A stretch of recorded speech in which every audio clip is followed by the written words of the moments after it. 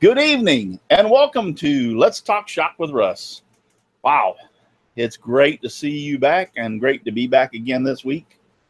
I know last week was the first week or the first show we had after the hurricane, and trust me, it was every bit as enjoyable for me to have that show as it was for y'all to see me out there, because after a week of what we've been through down here, just the stress alone, having the show really made me feel a lot better just to be able to talk to you guys and be out there. So let me go over here. We've got a lot of people out there in the chat, and that's one thing I'm going to have to be watching tonight to see how many people we have in the chat, because for those of you who do not know, I have had the last 2 months so much to do with the challenges, the Whirligig Wars and the Pallet Challenge, that I really like to give away once a month, have a giveaway. Really like to give away. I'll get it right. I really like to have a giveaway once a month on the show. Well, I didn't do it for the month of July. I didn't do it for the month of October. So here we are, September. So I was thinking I really want to have another giveaway. So I figured out we'd do it with a twist. So if you watched my little video during the week, we're going to have a giveaway tonight. I'm going to have a question. I'm going to ask you a question about somebody who's been on the show. And in that, you'll need to know the person's name. You'll need to know the season and the episode of that show. How that's going to work is it's going to directly correlate with how many people we have watching. So if we have 100 people watching tonight, somebody is going to win a $100 gift card, Visa gift card. If we have 50 people watching tonight, somebody's going to win a $50 gift. I'll round it off to the nearest 10 that I can get a Visa gift card in that increment up to $100. Somebody said, Michael Murray said, I'm going to invite 1,000 friends. Well, go ahead and invite them. There ain't going to be a $1,000 gift card because I said up to $100. So I'm like, yeah, okay, that ain't going to work. So anyway, and it's just my way of saying thank you for watching. Thank you for being here every week. Thank you for putting up with me. I really do appreciate all y'all out there. We already have Donna's Wood Art. Donna, if you want on the show, I can send you the link. So, or one of the guys can send you the link. Dave Gatton's out there. He didn't respond to me. Your Trash My Treasure. All of them are over in the chat, and I'm going to do my best to be out there and see you in the chat and talk to you in the chat, but through here because I can't type that great over there. So anyway, you get what I mean. So watch the show. Toward the end of the show, and how that's going to work is you're going to send an email to contest@simplywoodencreations.com. In the email, you're going to put what is tonight, 9/30/2017 giveaway. So I'll know that's today. And then you're going to list the answers that I asked you for the episode, the season, and the person's name of the question that I asked. Those are what you need to put in the email. So that'll be towards the end of the show tonight. Trust me, it'll be towards the end of the show. I'm going to make you stick it all the way through, just like I always do. So other than that, I'm trying to think of anything else I need to think of. No, as far as there's a little bit of controversy about next week's show, and the reason I put that is we should be doing the Pallet Challenge giveaway next week. I got to get with Sterling to make sure that's all right. I got something that came up, and I'm trying to deal with that, and hopefully I won't have to not have the show because of it. So we're just going to have to see about that. So that's kind of iffy on next week, but hopefully we'll have that next week's show. And I know all y'all are anticipating what we're going, or when are we going to be announcing the winners for that, for the Pallet Upcycle Challenge. So I'm going to try my best to get it in. Now I'll tell you what, here's what it boils down to. I have a wife, and I have to appease my wife, and I love her to death. And I made a mistake. There's something that was supposed to be next Saturday that we were supposed to attend, and I totally didn't write it down on the calendar and totally forgot about it. And So that's the reason I don't even know if we're doing a next week's show. She said go ahead and do it. But sometimes when your wife tells you that and you do it, everybody's going, yeah, we know what you're talking about. You missed your anniversary, then you ain't having no other shows. She's gonna kill you. So I am in totally discussion with her, and we're working it out. It's all my fault. I put You got the show for October 30th. Yeah, I put the show for October 30th. I'm the one that said we'll do the pallet challenge announcement that night and do the drawing. I did it. I forgot to write it down in my notebook that we had something on October 30th. And as soon as she said, you know, we're supposed to be so-and-so next weekend, and I went like, yeah, that's my look. I went, honey, you don't know what I did. So we'll get it worked out, and I'll let you know this week. Trust me. I'll let you know this week. Ken Moon's over there. J.P. Phillipson, everybody's over there watching us now. I'll get it worked out. So bring you a big pillow and a thick blanket when you're in the doghouse. Yeah, they help out. So anyway, that's where we're going with that. My sponsors are Devobal Technologies for web design. Oh, hey, my thing stopped back here. I'll have it stop. See if I can get this thing going. This is my sponsors back here. Devobal Technologies for web design, development, hosting. Visit devobal.com. And FastCap. Innovative products for the professional woodworkers. Go to fastcap.com. And Rockler. 60 years of woodworking. Create with confidence. Visit rockler.com. And Bearwood Supply Company. Your best choice for hard to find woodworking supplies. Go to bearwood.com. Then comes along the Scroll Saw Artist Challenge. That's one more thing I got to talk about. The Scroll Saw Artist Challenge is going to run between October 1st and October 31st. And what that is you make this year's theme is a clock challenge, but make a clock on your scroll saw. I don't care how you prep the wood. I don't care the materials, as long as it'll scroll on a scroll saw, but it has to be made on a scroll saw. No CNCs, no lasers. So you make a clock. You don't have to make everything. You can buy the insert and put it in, or you can buy the clock backing and put it in with the hands. And Shane and Shelly, I'm still working. The hurricane delayed me. I'm still working on the clock for your giveaway, Shane. Tell that guy, just hold on. I ain't forgot about him. I've got it this far, though. Cut out on my CNC. But you can make a clock. Yeah, so if you could actually cut this out. Now, this was done on a CNC, so it's not a good representation, but you could actually cut the letters out on a scroll saw and then insert the clock mechanism through the back like I've done and hollow it out. So, but it's a clock. A clock is a clock is a clock. But it has to be done 100% on your scroll saw. Can't be done any other way. Has to be done that way. So the prizes. Bearwood Supply, my sponsor, has stepped up, and he's giving away a $150 gift certificate to his website. He has clock parts. He has scroll saw blades. He has hinges. He has a ton of stuff on his site that you can buy. There's a lot of stuff you can buy for $150. My good friend Steve Good, I was talking to him about this challenge, and he said, hey, let's add to that. So Steve Good is giving a $100 gift certificate and a $50 gift certificate to Bearwood Supply. Bearwood Supply is also his sponsor. So you have a top prize, $150, $150, and this is, I haven't even begun. I just started sending out emails this past week to the other sponsors that usually sponsor me for the Scroll Saw Challenge.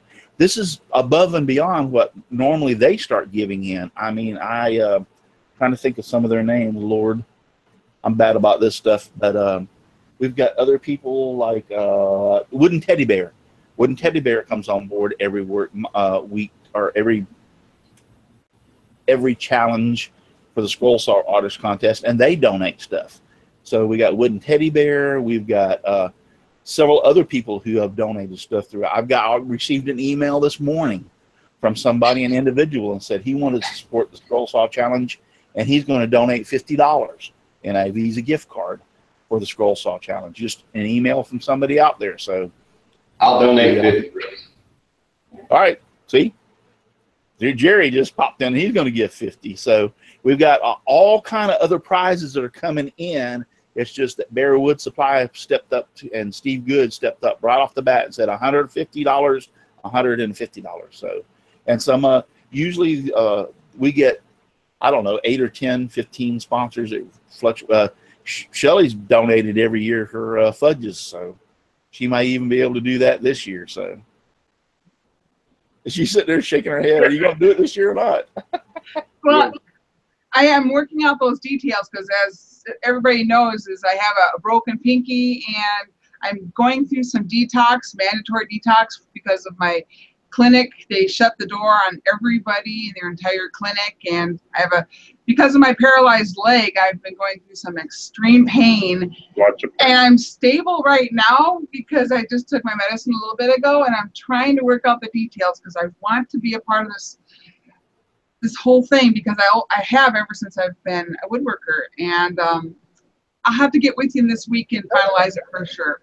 No problem. No problem. And I didn't mean to call you out. It's just I know you've supported it and everything. And matter of fact, I met Shelly first. She entered the very first Scroll Saw Artist Challenge, and then Shane came along. I didn't even know she was married, and then Shane came along, and I met Shane through that. So we became friends, and boom, they're on the show, and they're here every week, and we're very good friends. And that's how I met them, was through the very first Scroll Saw Artist Challenge. So I think that's the same way with Donald, pretty much. And that's how we met, through the first Scroll Saw Artist Challenge. So yeah, I think we talked a couple of times on Facebook groups or whatever, but we really, as far as on YouTube, it was mostly during that contest.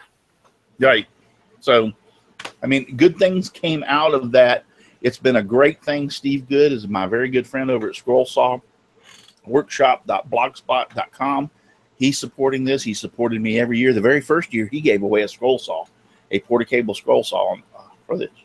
So it's been growing and growing, and along with the other challenges that I have now. And so, but anyway, I'll be posting. I'm getting my webpage put up on simplywoodencreations.com. It'll be the 2017 Scroll Saw Artist Challenge.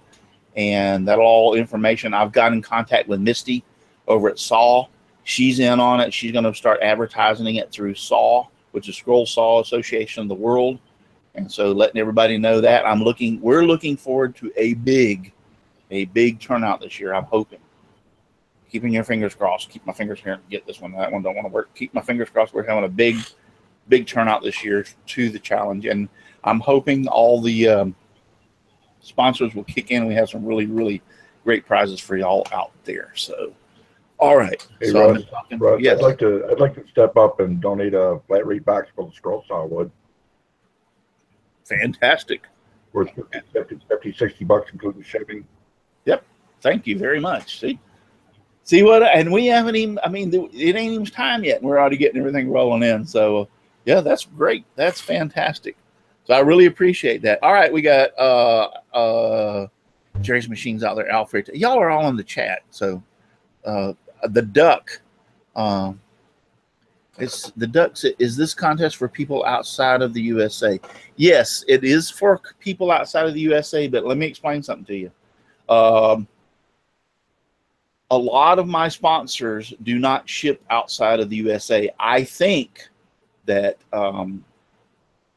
Bearwood Supply does, but I will make sure that every time, all right, on my website, when you go down to the sponsors, you'll have their sponsors logo there. You'll click on it, and it'll open up the prize, and at the top of the prize, it will say outside of USA only.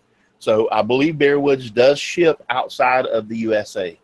So, and some of my sponsors do, some of them don't. So even though you can enter into the contest, I can't guarantee that you might not get a prize. It's not my fault. I'm sorry. It's through it goes through customs and the high price of shipping to ship overseas. Some of the sponsors says, I just don't want to do that. So I would love to ship it to you. I'd love to send it to you. But unfortunately, it's something I have to deal with, and I hate that too. So. Yeah, Russell, I just have to confirm that. A little thing just sending to Canada even. I sent my picture frame, my Sawdusto artwork to Ellen, the woodworking junkie, not the real junkie. And the whole works from beginning to end, everything that had to happen, $80. No lie. So it's a big deal when you work internationally and even Canada. And so, yeah, I confirm what Russell just said.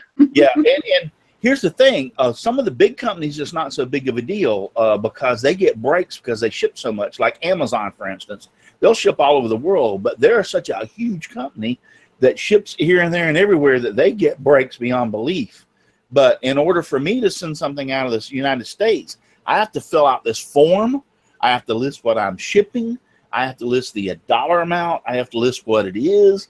And I have to go, and then to send something from here to England, for instance, it could be, a small package. It could be 34. Jamie Page one time, he got sent a hat, and I think it cost the guy $30 or $40 to send the hat. And then by the time Jamie got it, he had to pay like another $20 or $30 for the excise tax to get it into the country. You have a hat that's worth $10, and they ended up paying $60 for it to get it shipped. So it's like almost like it's not worth it to ship it even because their shipping cost is more than actually the object you're actually shipping over there by the time it's said and done. So, and then that's unfortunate. It is because I have so many people that watch me over in Europe, Spain, Italy, France, England, Ireland. I have so many people over there. Australia, New Zealand, China. I've got one guy that contacted me that watches me in China. I have people around the world that watch the show, and it's unfortunate that I can't send them the stuff and they can't participate, and I hate that. I totally hate it.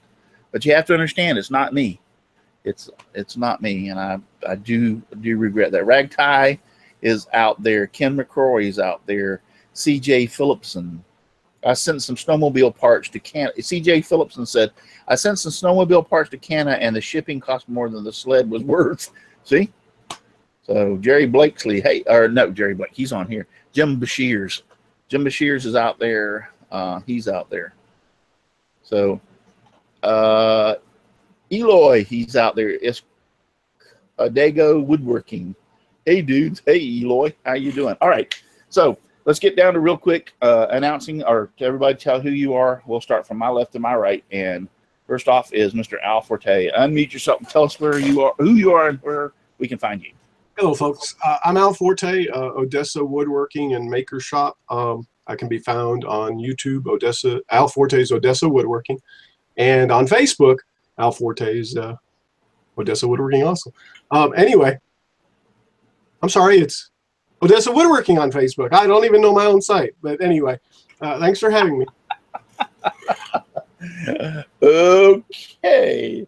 The doctor said he would be in to see you soon. Al. Which doctor?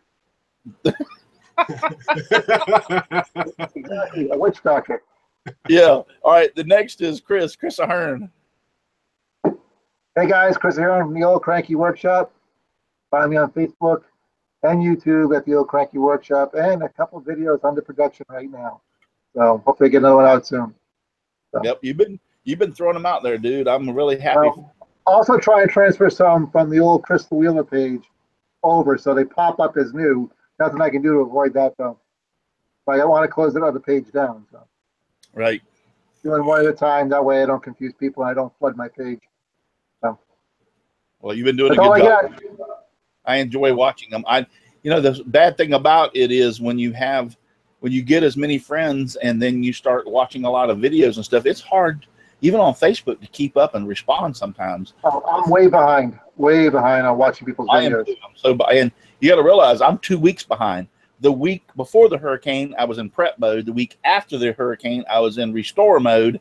So I'm 2 weeks behind, and I think I was a week behind before that. So, hey, I'm glad Jerry's here tonight because I've been working with my planer a lot lately, and I was going to do a video on changing the blades, which feeds right into his topic tonight. So great. It all works together. We got a stranger sitting next to you, Chris, at least on my screen. He's sitting next to you, and he's like, who is that? Donald? Donald? He paid his dues. Tonight? Never heard of him. Holy crap. Donald who? Donald is back. I'm his evil twin brother. Oh, okay. Okay. I'm Donald Matthews, also known as Donald Vlogs of Fives. My YouTube channel is Donald Vlogs of Fives Wood Shop, and my website is redneckknowhow.com. However, right now you can find me sitting right here in this chair in front of the computer. It's good to see you again, my friend. You too, buddy. I know people. I give people a hassle about Lowe's, and I know you work at Lowe's, so they automatically things are getting posted left and right about the Lowe's situation. I was like, I give Lowe's a hassle. I mean, whew. yeah, you turned that the other day, and Katie Dotson put on the dang thing like, look, Russ, even Lowe's people can turn things that are nice or something like that. I about fell out of my chair when I read that. I'm like, oh my God. So even Lowe's people can figure things out every once in a while. So good to have you back, my friend. Good to be back, man. Glad you got through the hurricane okay. Thank you. And then Mr. John Schaffner. Evening, everyone. John Schaffner from good old Central New York. You can find me on Facebook under my name, and I do have a YouTube channel. If you got nothing better to do, check that out. That's under my name as well. And I'd like to elaborate on the donation I'd make to the contest. It's going to be a flat rate box of all hardwoods. No pine, no cedar, no nothing. Anywhere from 1/4 inch up to 1/2 inch. Ready to scroll. Great. Yeah, That's useful. awesome. I appreciate that very much, John. I appreciate your support.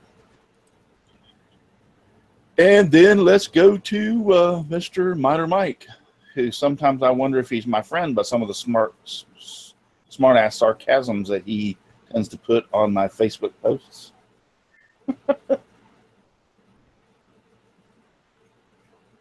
Uh-oh, you're breaking up real bad. Good, Michael. Yep. Hi, Mike. How you doing? I'm Mike. I lost. Well, we'll go on down the line because he's not doing very good, obviously. So when we go next to Paul, Mr. Paul, how you doing? From Paul's Messy Workshop. If you clean that dang thing, it wouldn't be so messy. But I got to keep the name, you know. Yeah, I know. I'm Paul from Paul's Messy Workshop. That's Paul's Messy Workshop on YouTube. Paul's Messy Workshop on Instagram. I forgot where I was. And paulsmessyworkshop.com. And I appreciate you having me on, Russ. No problem. You forgot. You're sitting in front of your computer in your home, and you're participating in the Let's Talk Shop with Russ show. That's where you're at right now. Oh, that's where I'm at, yeah. And this part of the house is not dirty because it's not my workshop. Ah, okay. But you go on the other side of the wall, and it's another story. Okie dokie. All right. And then we'll move over to Shane and Shelley Cole. Hi, everyone. Shelley Cole here. Some of you know me as Mom from the YouTube channel. Know it. Mom knows. And I'm really happy to be here. And before we get going, I just want to give a big thank you to Russell for being so faithful to make this show such a success. And not only you, Russell, but this panel. People just don't understand what it takes to grab a panel, to get it together, and to have a steady panel. And your show alone, Russell, has been steady and has been such a blessing to so many people and has opened up the woodworking community and brought it closer. And I want to say thank you. And I really mean it. I really, really mean it. Thank you. That's all I have to say is y'all can find me at Know What Mom Knows. And I'm going to be starting a small little vlog on Mondays because I'm having some troubles in my life right now. But y'all need to know that I'm doing well and I've got some plans ahead. So for a little bit now, I'm going to be doing some vlogging on Mondays, but woodworking related. All right, here's my handsome husband. Hi, everybody. My name is Shane. You can follow me on all your social networks under Shane's Hobby Shop. And my newly webpage just came out. It's shaneshobbyshop.com. Go check that out. Again, I'm on all your social networks, Instagram, Facebook, Twitter, YouTube, obviously, and all of the other things. But, yeah, Shane's Hobby Shop. Great. Wow. So, yeah, I don't know what to say. That's very, very nice. Very. I appreciate that very much, what you said. And you're right. I do this for one reason. Number one, I'm having the time of my life. I'm retired. And so I get to be here every week with some of the greatest people that I've ever met in my life on the panel. And also those out there in the chat that I'm looking at right now. Jim Bashir's, Ragtie, Tom Spillane, CJ Phillipson's out there right now. You know, Dave Gatton, the list goes on and on. Katie Dotson, Donna Presley, the list goes on and on and on about how many people that are out there and support me.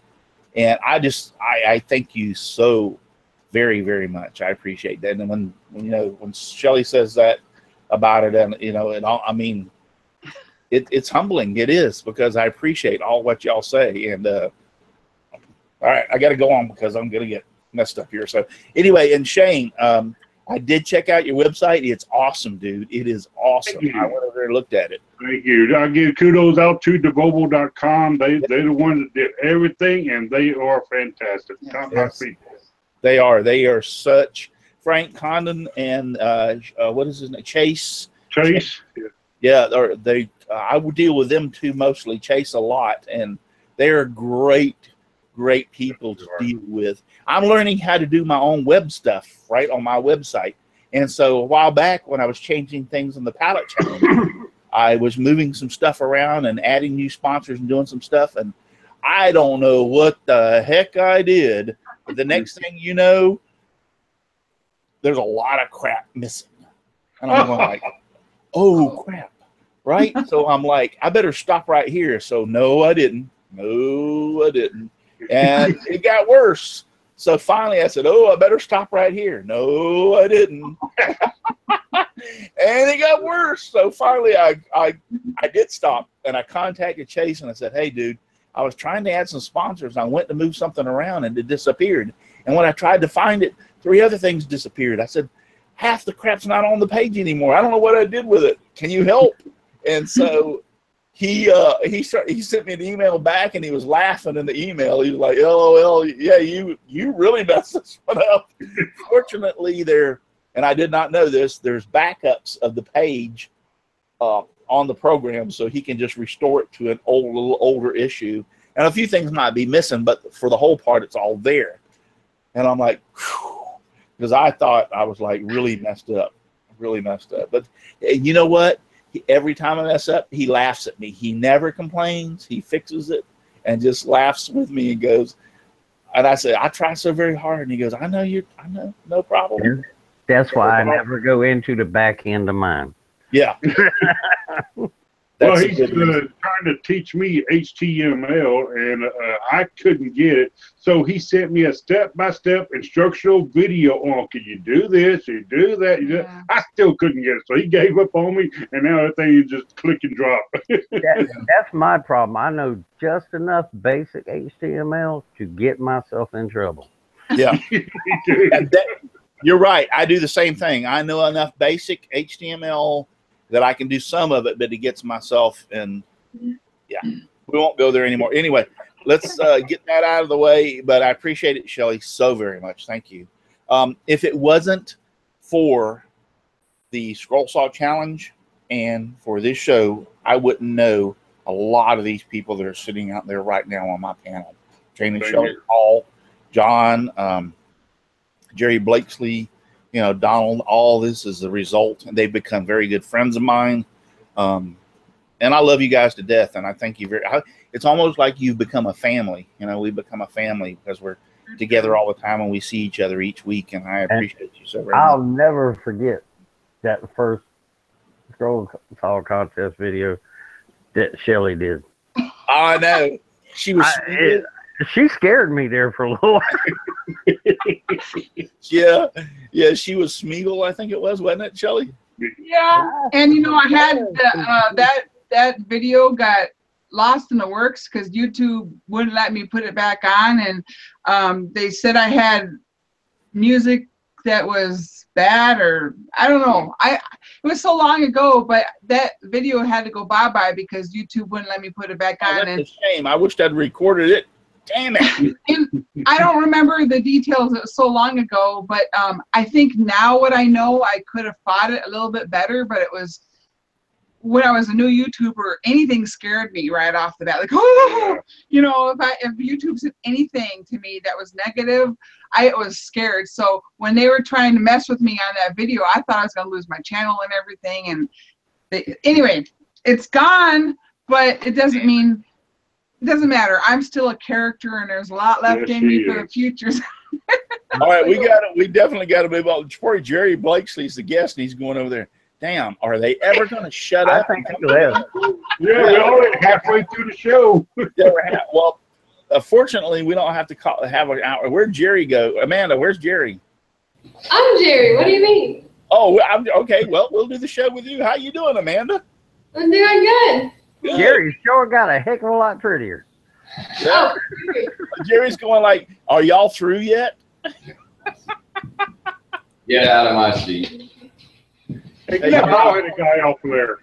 We had all this prep time, you know, and since I don't work or anything, and I was just being lazy, I was trying to get the bandsaw blade changed on this in case I had to actually make one of these things live. Oh, okay. Well, just before you, I just want to let everybody know we have 38 people watching. Thank you very, very much. So as of right now, the grand prize is going to be $38 and a Visa gift card, which I'll round that off to the nearest dollar amount I can get. So, guys, where are all you at? You need to increase the amount. We need to tell your mother, your brother, and your sister too to get on the show and watch us. So, I'm on the show and I don't want to watch. All right, I have to look at myself. Mr. Jerry Blakeslee from Jerry's Machines. How are you doing tonight? I'm doing great. I'm tired, but I'm great. Yeah, you, my friend, are actually one of the hardest workers I've ever seen in my life on Facebook, especially. You put in a lot of long hours, dude. Yeah, life is what you make it. I enjoy what I do, really. That's good. Look at Amanda behind you. Amanda's going like, yeah. I think she's giving you the face it. I'm more happy when I'm fabricating and designing things than anything. But you know, if I can't have that, then tearing down machines, ripping down machines. I mean, the way life's going right now, one minute I may be tearing an engine apart, and the next minute I may be remodeling the kitchen. You don't know. Yeah. So I follow you on Facebook. I see all the stuff you do. You're a master. What do you call it? A jack of all trades and a master of none, so to speak. That's what my father used to say. I am the official jerry rigger. Yep. I go along with that. I concur. Yeah, you do so many things. All right. So I watched one of your videos, and that was, I mean, I'm always impressed by the stuff you do, but one of the videos that I watched that we're concentrating on tonight, and one of the things that I'm talking about was the one where you dealt with the snipe on your planer. So you want to explain that? Can I go into detail how it started? Yeah, go ahead. Okay. All right. In one of the groups, it came up a conversation about snipe on lunchbox planers. And, you know, the consensus usually is that if you put a long in-feed table or a long out-feed table or do the pass-through table, that'll stop that. And my first video, I have 2 videos about it up on my YouTube channel, but my first video was just quickly shot with my cell phone to prove a point. I don't care which one of the lunchbox planers it is. Some of the new DeWalt, some of the guys say they don't get any, and some of them say they still get some. And I've had a couple of those guys come to me and say, look, I tried your method and I don't get any. But every one of these things, the head of it will tilt ever so slightly in both directions. It's just the play in there. You know, there's no high dollar bushings in there, or, you know, linear bearings or any of that. It's just the casting. So to prove how this works, when the board goes in, the head of this thing actually tilts up first roller, and it causes the blades on the other side to dive down and the back roller to dive down until that board hits that roller and levels it back up. So that's what causes the snipe as the board enters. When it leaves, it does the same thing. The front roller drops off and the knives dig in, and there you go. And, you know, I've heard people take little blocks like this and put them in there. Well, that's great. I did that years ago, and I was doing a piece of 3/4 wood, and the wood was actually, most of it was just a little bit over 3/4, but there happened to be a couple pieces in there that were like 7/8 that got shoved in there right behind other boards. And it was enough to pick it up and cause one of those blocks to bobble. You want to have a shock, have one of those blocks jump in there and hit those knives. Remember, those knives are spinning at you. So all that block come flying out at me like shrapnel, along with pieces of the knives and part of the drum. It ripped the whole head apart on it. It hit it so hard, so quick, because it was a piece of hardwood that I had in there. So I came up with these. Let me bear with me a second. Let me relocate this camera so you can actually see the planer and understand what I'm saying. Is that all right? Sure, no problem. The show is yours, my friend. Oh, that's a wonderful thing. Just pick it up, move it over here. We'll try not to kill you with the shakiness and the sound. Get that cord so that'll move back. Man, you might want to move over here. And by the way, you haven't introduced those people that are behind you, by the way. So. Say that again? You never introduced the people behind you. Oh. Some people might not know who that lovely young lady is behind you. Not the ugly guy that's standing there right now. That's Tyler. Just kidding, Tyler. I'm just playing. And You better know who I where are you at? Oh, there you are. What's your name? This is Amanda. This is my pride and joy. She was raised in this shop. Yep. I don't know how sick I'm going to make you, but I mean, I'll swing this around in here so you can get a kind of idea of what's happening. Most of that section over in there is, you know, automotive and diesel kind of stuff. And then I have the 2-post lift right here and a full bay here. And I know it's making you sick. Try to just move it quick and get it over with. There's that lathe that you were talking about. There's videos of that complete restoration up on. Yeah, we'll talk about that. Hopefully we'll get to that. But anyway, let's get this camera down here on this plane. Now, right. when I have to admit, Jerry, and you can hear me, right? Yep. When I first saw this video, I thought you were full of crap. And I did. I really, because I have a Craftsman lunchbox planer, and I said, yeah, right, whatever. That'll never work in a million years. I tried it, and lo and behold, it worked. Even I had to make the same blocks, but for my Craftsman planer. But I'll tell you what, it worked. It eliminated the snipe on the boards, and I was like, holy crap! That's the reason when I got in contact with you. Well, this is one of the main things I wanted people to see that have these lunchbox planers. So go ahead. Okay.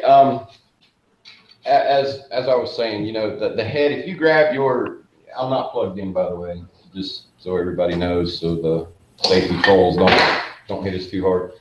If you grab the head of it, I don't know if you can hear that, but you can hear it and feel it rock back and forth.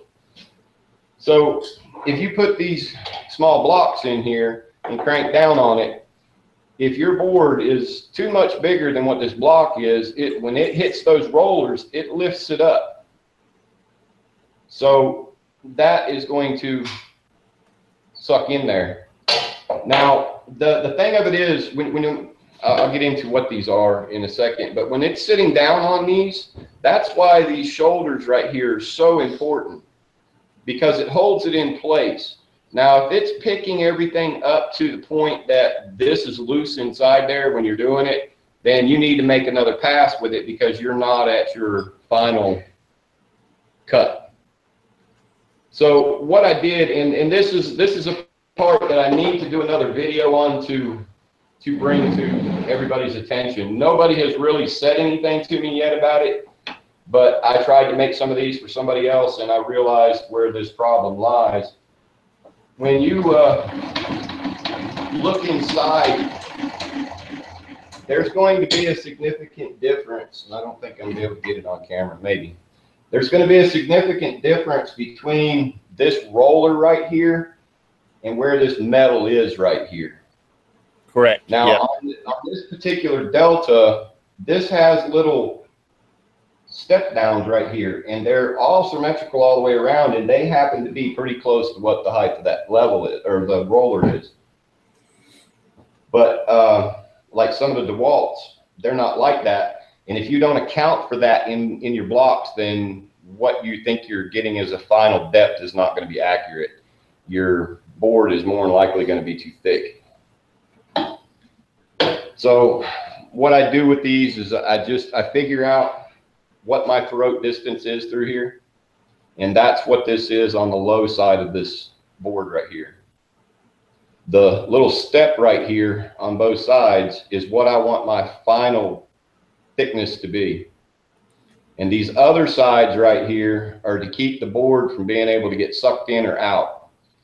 So it's as simple like these are 11/16. I just simply stick them in. I mean, I'm on the back side of the planer, but I simply just stick them in and crank the planer down.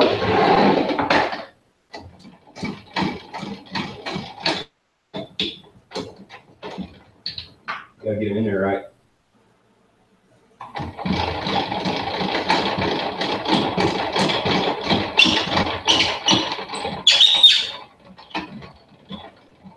Now I go to where it just hit right there, and I don't reef on it, but you know, I'll take one finger and I'll pull on it until it kind of like I can feel it start to pull in my. You can't even see what I'm talking about. Pull in my wrist right here.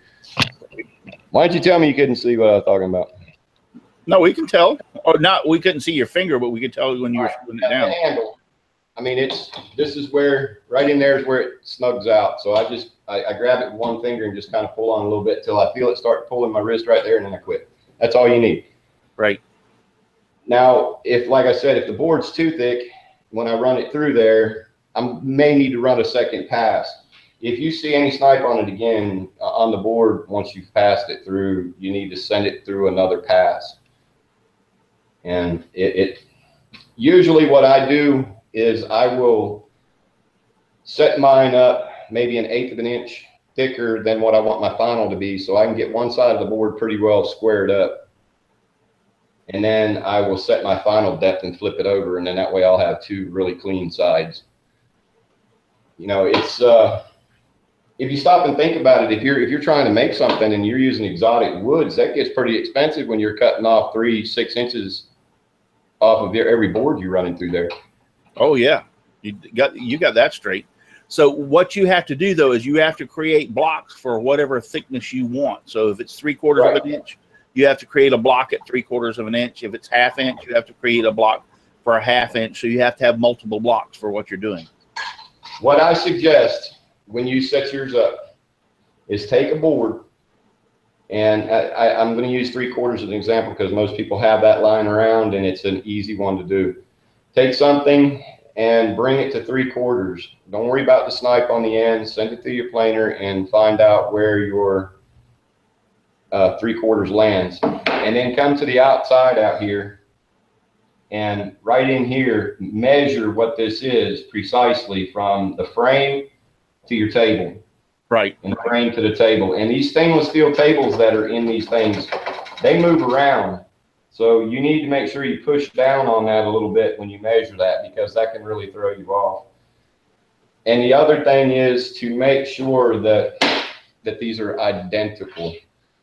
I have sets of these things around here. They're all over the place. And I usually can never locate what I want when I want it, and it doesn't take a minute to knock them out. You know, I do it on the bandsaw. I just figure everything out, make my strike straight in, and this cut in here doesn't matter. You just need to make sure that at no time can your rollers or your knives hit the bottom of this right here. But I mean, if you're trying to plane something, you know, 3/16 of an inch, just forget you even saw this video. Don't try it with these. You shouldn't be trying to plane something that thin anyway. Yeah, actually, most of them tell you not to go underneath 1/4 of an inch on the right on it. But we've all seen those YouTube videos of the guy that takes the piece of veneer and runs it through the planer because yeah. he doesn't like it. Yeah. I mean, I had a little problem myself with snipe on some of it, and when I saw that what you had done, I was sitting there going like, bull crap. That'll never work in a million years. But then when I went out and looked at it and got to realizing I have an old Craftsman planer. And when I went out there and looked at it, I got to realizing, I'm like, wow, that makes sense, because that thing wants to rock one way or another back and forth. And sure enough, I cut me a couple of blocks and did exactly, I followed your video and did it. And I ran a board through, and on the last pass, I put those little blocks in there and ran it through, and absolutely no snipe whatsoever. And I'm like, holy crap. Right. So, yeah, that's how when I'm doing anything like a maple, this maple, it's some brutal stuff to plane. I don't know why I'm having such bad luck with it, but it gets like waves in it. And if I use the blocks, I can get them. I mean, I can get it pretty clean, you know. But I usually will run it through down to what I want, close to what I want, as long as my snipe doesn't go below what my final is, and then I'll use the blocks and finish it off. Right. That's what Jim Bashir's out there said. So the shoulder shelf is the finished thickness of the cut. Yes. When you look at this right here, this part right here is my 3/4, which is what I marked my thing at. Right. So what you want to do what? No, I'm just saying. So what you want to do is take it down, Jim, but you have to be careful, like Jerry just said, that the snipe doesn't occur deeper than the 3/4 of an inch. Right. You have that little playground right there where you have to be careful, and then use those blocks at the. I mean, you could create blocks that are like a 1/16 or an 1/8 of an inch above that 3/4. So let's say you create one at. I stair step them. I mean, I've got 11/16. I've got 3/4. I've got them all the way from 3/8 of an inch up to, I think, 2 inches. There you go. There you go. And I've had people actually say, that's great, but who wants to keep these around? Well, you can do like I do and have a set of them laying around somewhere, but make a set when you need them. It doesn't take long. And with these, I mean, I will cheat it. Like, I do stuff, some of the stuff's 2 inches, 1 3/4 inches. If I use a set of those, I'm prone to cut those down to something else. I can always keep coming down with them, if I need to adapt them to something. Because sometimes you just need that oddball size. And I mean, I've got some of these that are 30 seconds apart. But what I used to do with them is drill holes in them and just hang them on nails up in the ceiling. Right. All right, so guys, Heirloom Game Call said, great idea. I have a planer set on an adjustable table that I can raise and lower to match my outfeed. We have Donna's Word Art out there, Heirloom Game Calls. Any questions you guys out there have before we move? Jerry moves on. So if you have now, those of you that know me or seen it on Facebook, I built an elaborate table for this thing where it sit down in, and I had 4-foot in-feed and out-feed table on it, and like 24 drawers underneath it. That didn't solve the problem. I was still making these blocks. And Right. I just decided I didn't need a 9-foot cabinet hanging around, so I got rid of it. Yeah, Tom Spillane says, I have the DeWalt 4-post 3 knives. Lunchbox planers have very little any snipe.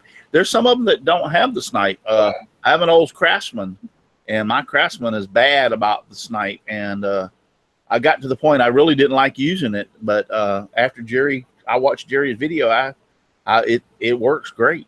I'm a believer. A lot of these new DeWalts, they do great. Keep using it. That's all I'll say. Keep using it. And when it doesn't do as good as you used to, remember the video and go watch it and make you a set. Yeah. That's all I'll say about it, because it will happen. Aussie Man 77181 asks, why not just cut 4 small blocks instead of the cutting? Why are you cutting it continuous through? I think that's what he's saying. Okay.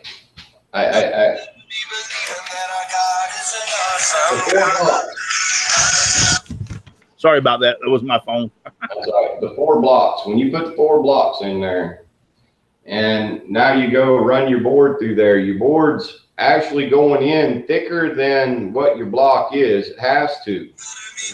What the job of the planer is to take the board down. Well, your back roller that's going in is still at the height of the board. The backside, as it's coming out, it's getting really close to what your final depth is on your blocks. So when you shove that in, what you've in essence done is raise the whole head up enough to make these things loose. And you get a block shoved up in there with those knives spinning back towards you, it's going to throw crap at you. And like in my case, it pretty much grenaded my planer. So it's a safety thing, I guess, was the easier answer. Right. You know, I did the 4 block thing, and you know, when you put these things in there, I don't know about your planer, Russ, but with this one, I can make sure that all 4 steps on this thing are perfect. I mean, dead on. Mic them and everything, and stick them in there. And I always have one side that doesn't want to quite sit down on them. It's more like 3 sides that sits down on it, because this thing is a casting. So it's not a machined piece, it's a casting, so it's got imperfections in it. So if you're doing that with 4 blocks, then in essence, you've actually got a block somewhere that's loose, right? That's what I would say. Javi said, boards having passed through the thickness planer. All right, Javi's wood shop says a noticeable deeper cut on the leading end or trailing end of a board after having passed through the thickness planer or joiner. Then he goes on to say, but snipe happens in the middle of a board depending on the quality of wood and the planer or joiner. I have to disagree with you, Javi. Every time I've ever had snipe, and most people have snipe, it's always at the beginning or end of the board where the snipe occurs, not in the middle of the board. Is that kind of like right, Jerry? Was that what you're saying? Yeah, I mean, I understand what Javi's saying. If you've got a board that's got a really bad cup and a crown to it, when you shove it through and the bed of this planer is only, you know, like in my case, I think it's 13 inches, something like that. You can get that hump, that crown board with a hump in it to come through, and it'll push the head of that roller up, or it'll run between the rollers on the hump and just shave the crap out of it. But I guess, and I'm not cracking on the pallet wood, but you know what I love my pallet wood. Yeah, go ahead. If you're using pallet wood and you're running pallet wood through there, then there's a pretty good chance you could get some snipe in the middle until you send it through a few times. But for the most part with these, they have enough weight, enough pressure, and the rollers aren't really spring loaded in there. So whatever you set that at, it's pretty rigid once it gets there. You know, it can't back up. It can't hit up the lead screw and back up. It's stuck there. So you very seldom get that kind of waving in with a lunchbox planer. I'm not saying it won't happen, but if it is happening to you, my suggestion would be to find a better wood supplier. For those of us that don't have a lunchbox planer, that do it by hand or whatever, exactly what is snipe?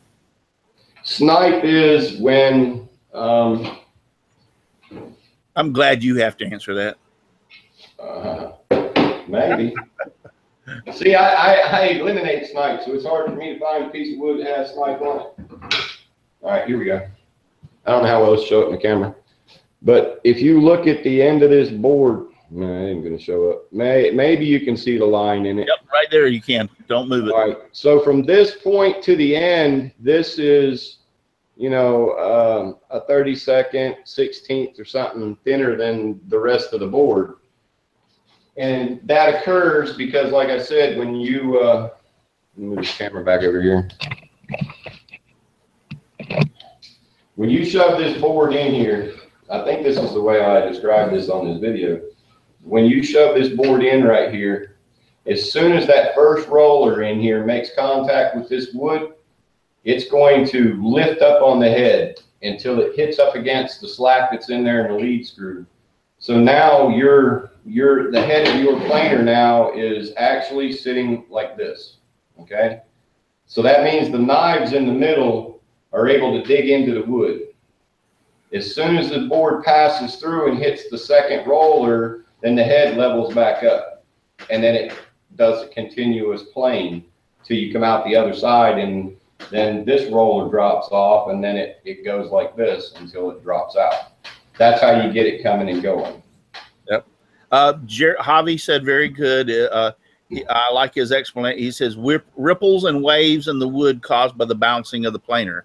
Yeah, caused by the blade moving on awkwardly. But that's exactly right. It usually occurs on the beginning or the ending of the board, right, as a normal. Charles wants to know. Let me back up here. If you had to choose between your woodworking skills and your mechanical skills, which would you choose? So basically you're asking me if I had to do it all over again, what would I do? Well, would you rather be a woodworker, or if you had to do it all over again and you could only choose one, which would you rather be, a mechanic or a woodworker? I'd rather be rich and do none of it. That's just funny right there. Was that one of the choices? No, but that would work. You know, here's the thing. To know me is to know and understand that my brain never stops. I can be in the middle of doing one thing and my brain's designing something else.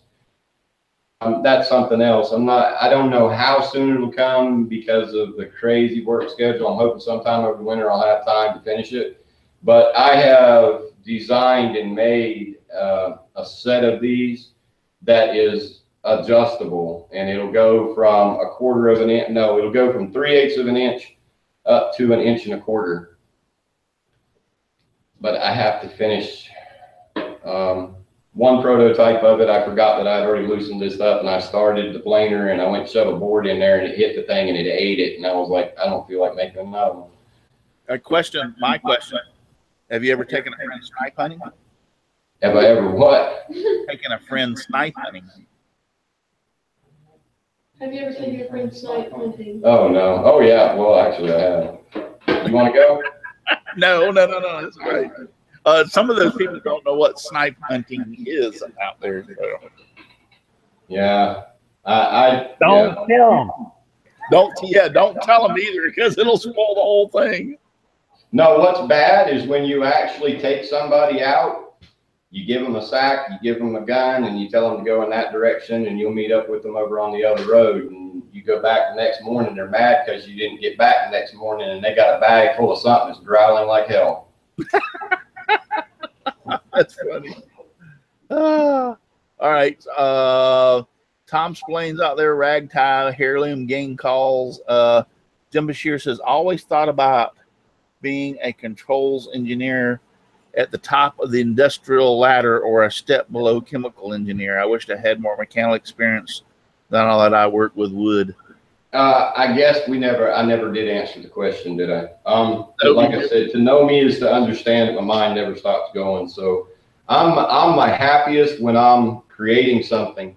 What I really intended my YouTube channel to be when I first started out was a thing of, do you have a problem and you need a solution? Do you have a small shop but you need solutions for that? Give me some ideas of what you need and let me see what I can come up with. Right. You know, but it never really went in that direction. But Well, the mechanical part of it kind of satisfies my need to invent things, because most days I have to try to fix this machine in 30 minutes because it's going back out. And I may not necessarily have the parts for it. So now it comes down to, okay, the easiest way to get it done and it be done right. Right. Okay. And so, question real quick is that, crap, I forgot my question. I hate that when it happens. Oh, I know what I was going to ask. Does anybody on the panel have anything they want to ask Jerry? Forgot about that. When are you going to start the tracks up again? Hopefully when work slows down a little bit. It's sitting out here. In fact, we were sitting here talking about these wheels over here. Those that were following that, I was taking those wheels that are going to be part of my road wheel system that I made, and I was turning them in a jig against the big disc sander that I made, the 20-inch disc sander I made. And I found that I still had some like wobbling run out. So the lathe opportunity came up, so I jumped on it, because there's other things in the drive system that I can't just go out and buy. I'm gonna have to fabricate. So that the lathe became a necessity. So hindsight's 20/20, but it would have been easier for me to just go out and buy a little lathe, a little metal lathe, and do it. But I'm going to turn all those on the lathe, and as soon as I get all those done, we're going to build the undercarriage for this. I've decided that I'm going to build the chassis of this thing kind of independent of the frame that's already in existence, just for the simple fact that when the funds come up to where I can do it, I'm going to take that chassis off and do something a little better than what I had done. You know, this will work for now, but I'd like to do something a little bit better, a little bit nicer. Anybody else? I wanted it done before Amanda graduated this year, but you know, life gets in the way, people. You know, I'm a single dad, been raising my daughter on my own for years and years, so I have to worry about family and home first, and everything else comes second. Jeff Robinson wants to know, you and Amanda rebuilt an engine. Is it still running? Oh yeah. Yeah. Which one? I mean, we did the one in my truck. We did the one in that black truck. That black truck we just did. When was that last? Been a year ago, right? Yeah, it's been a year ago. Yeah, that's used every day to haul equipment. I have a question. Sure, go ahead, Al. And this is for Jerry and for anybody else out there. I had one, and again, I lost my planer. But any recommendations on planers? I looked at the big box store, I believe Donald's favorite. There were two DeWalt's there. One of them was, I think, like a 13-inch for $3.99 maybe, and there was a 13.5-inch for $5.99. Now, I like DeWalt and such, but any recommendations on planers? I've got a question. Yes. What kinds of things do you make? Because that's it's nice when I need to well, it's the kinds of things really vary all over the place, but it's well, you building smaller stuff, or are you building big massive dining room chests, or you know? Oh, smaller stuff. Yeah, smaller stuff. Okay, then you know this one here is 12.5 inches. The new ones are 13.5 inches. Right. I'm gonna be perfectly honest with you. In the 10 years or whatever that I've actually owned this thing, not one time have I ever gone, God, I wish I had another inch in here. Yeah, that half-inch, yeah, exactly. So, that inch really isn't that important. What my opinion is, but there again, I am who I am. I wouldn't go buy a brand new one. I would never go buy a brand new one anymore. They're not worth the money that they charge for them. You're getting a lot of plastic. You go buy one of these older ones and make these sticks and do this like this right here, and it'll work just as good as the $600 one out of the store. Yeah. Promise you. That's awesome. I hunt Craigslist when I need one. I'll hunt Craigslist, and the first thing I'll do is I'll figure out what it is. Then I'll instantly Google it to make sure that I can still get blades for it and get parts for it if I need to. Right. And as long as I can still do that, I'm buy an old one. I'm not going to go out and buy a brand new one. What brand do you have there? This is a Delta. Delta. Okay. I think the one that my friend took, he got back was a Craftsman, I believe. Yep. I have an old 12-inch Craftsman, and I love it. It's been faithful to me all these years. Yeah. And you can buy them. You can find them cheap on Craigslist. Yeah, I had one exactly like this. I gave to somebody, but I got it for $35 off Craigslist. Wow. Right. Yeah, I did $35. He was tired of moving it, and he's like, "Just come and get it." Yeah, we have a lot of pawn shops around here. I think I'm going to scope them out. That's, in fact, thank you very much for the recommendation and for the comments. That's just my opinion. Everybody's got one. Well, hey, Michael Murray said, go ahead and tell him what you said in the private chat. Yeah, I found the $600 DeWalt one for $200 on Craigslist. See, On the thread. I just cleaned up the threads, took it apart, cleaned it out the inside, and it works just like a brand new one. Yeah. See, there you go. I wouldn't mind. I mean, I would have one of the new ones if I only had to pay $200-$300 for it, but I'm not going to pay $600-$700 for it. I like the color. I guess I have to change the color on mine if I get it and it's not a DeWalt. DeWalt, I mean, in all sincerity, DeWalt makes some damn good tools. I mean, they do. They have some really good stuff out there. And I'll tell you another thing. The old Craftsman tools were damn good tools that used to be, I'm talking about 10, 15 years ago when they made them. They were, everything Craftsman made was quality tools. That's before they sold out. My construction equipment, I've got a DeWalt chop saw. I've got the stand for it. I've got the contractor saws. I've got saws. I've got everything that they have pretty much. And I've always loved DeWalt until I bought the 20-volt impact gun and drill. And I contacted them within 24 hours of me purchasing it, and the response that I got was if I bought it from the big box store, it was designed more for the homeowner than a contractor, and I was just overusing the tool. And that there was a different number for the same, basically the same thing with a different model that was different motor in it and made more for the commercial. And to me, that just kind of turned me off, give me a bad taste in my mouth. Yeah, I've heard that too, that there was a different types of DeWalt, what they sold in like Home Depot and Lowe's was actually different than if you went to a tool company that sold DeWalt stuff, because I have one that sells, a contracting store that sells to all the big businesses, and they claim that their tools are different than what you can buy in Home Depot and Lowe's. Right. Well, having a repair shop here for years and years, it's the same thing. I mean, we've got a John Deere dealer just down the street from us, and you go look at the John Deere mowers that were there versus the mowers that were coming through my shop bought at the big box stores. The wheels at the John Deere place had bearings and stuff in them, and the wheels that were coming from Home Depot had nylon bushings in them that fall apart, and the beer can front end that was holding it together fall out from under it. Yeah. All right, so what do you want to show off? Show us around your shop. I know we've spent some time on your planer, and hey, I'm going to tell you, I really appreciate, without a shadow of a doubt, the information you have given us tonight, because that is some very, very good information. But what do you want to show us next?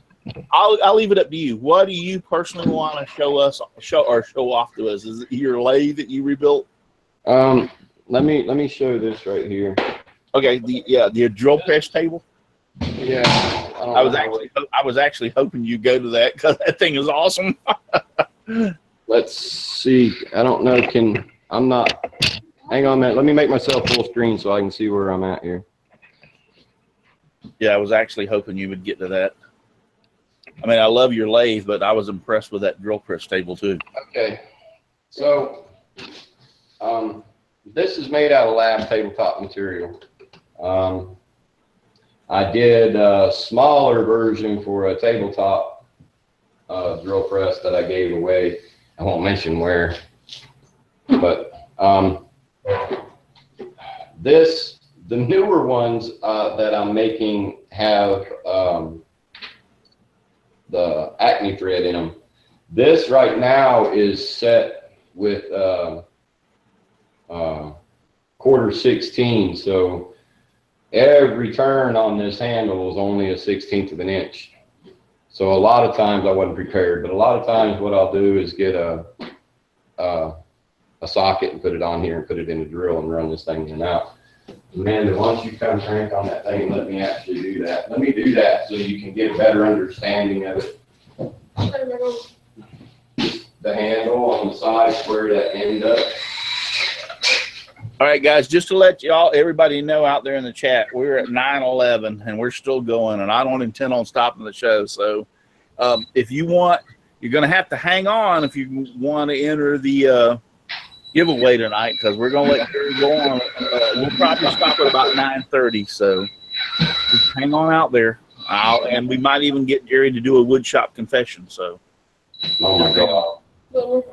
You want to squeeze? Yeah, it's fine. We've had up to 57 people watching tonight, so I'll just let y'all guys know it's reached over 57. I can't get a Visa card for $57, so it looks like we're rounding off to 75. So,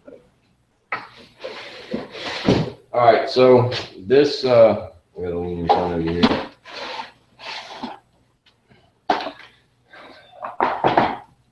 This is my drill press table. It's a mill style drill press table. The fence back here is basically two fences stacked on top of each other for higher stuff, or I can lift one off and use the solid, or I can use the one that has the grooves cut in it to use the closet flange bolts is what I actually use. And I have those, and that's what all these slots are right here. And each one of these panels is removable so that I can add another one when I drill into it, that I swore I would never do after I made it. But you can clamp a piece in here and fine tune it by turning the knobs one direction or the other. This right here will make it go in and out. If you want, it'll make it come out from where it is now. If you need to go both directions, you just have to pull the table out a little bit before you set your workpiece. And the same thing with the end down here. I mean, I've got a bigger knob down here that allows me to go a little faster, that I can pull it side to side. I have made the videos of another one of these tables that I basically made out of an MDF and cutting board material. That will be out on my channel whenever I can find time to edit it. So I'm going to offer basically a step, not a step-by-step, but you know, basically if you can do any kind of woodworking at all, you should be able to follow the video and make one yourself. Okay, question. What made you decide, or what made you decide to make that table like that? Was it you needed more precise or repeatable drilling, or what? Well, you know, here again, this is coming. Well, it seems like everything I'm telling you, danger, danger. A drill press is not designed for lateral pressure. Okay, most drill presses, this is just a taper in here, and if you put lateral pressure on there, that chuck's liable to fly off of here. But mine, I have gone up inside of here and drilled and tapped this, so I have a bolt up in here where mine can't come off. All right. Basically what I did is disassembled the drill press, pulled the shaft out, flipped it over, drilled it, tapped it, and there we go. So I will use mine, and I can use router bits. I use a lot of router bits. I can use Dremel tool bits, but I think on some of the videos of this, I show what I do with this. I can cut keyhole slots with it.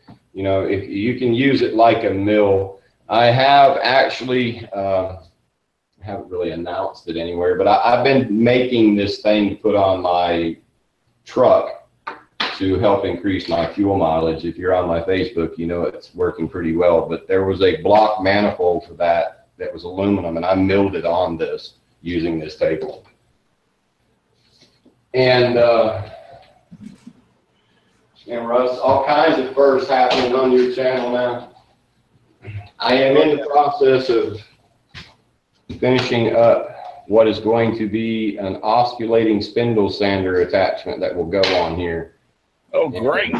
That will actually, I have a rigid, but this is actually going to, when I'm done, hopefully take place of about 7 different tools in your shop just by attachments you can attach to it using this table.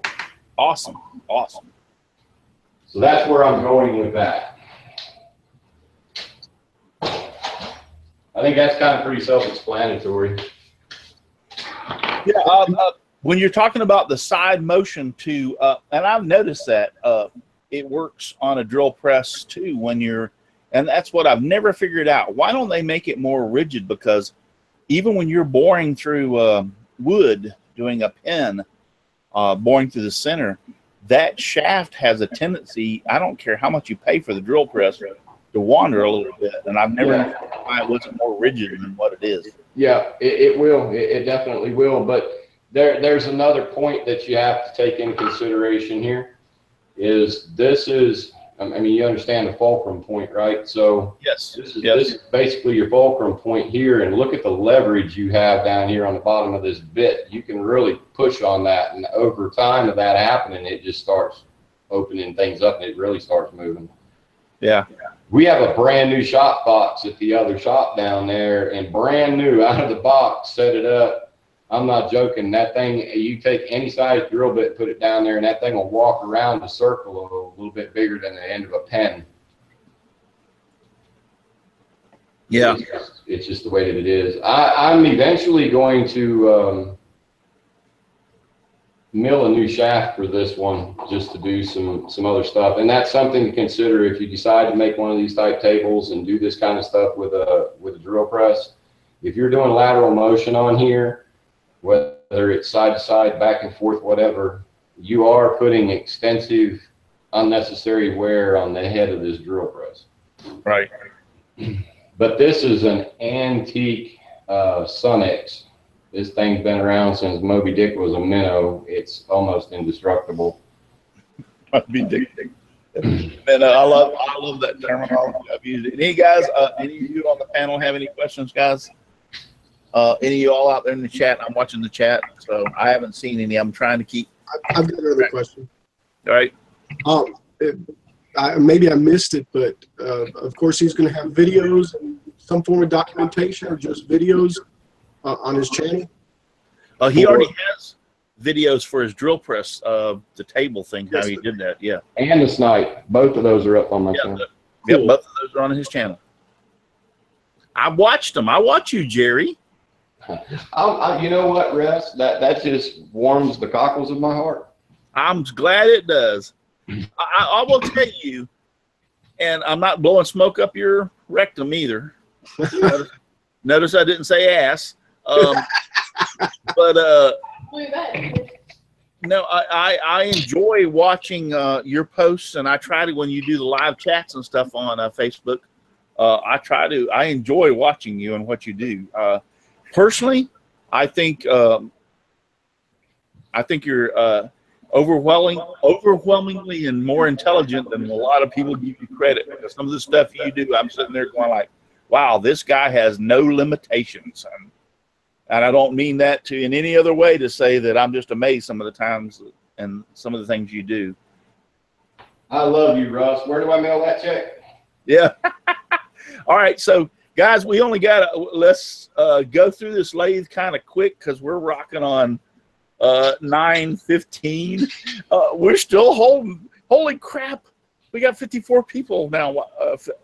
Jerry, keep on talking. Don't even. Yeah, they love you, man. They love you. I had it set where I wanted it. What are you doing?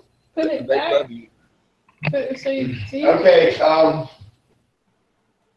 Raise the camera up a little bit, Amanda, because we can't see his head. He's chopped off. He didn't want it there. Oh, we don't want to see his head? Okay, well, then lower it down. We'll look at his feet. Go ahead. See, now I just all of a sudden forgot what this actually is.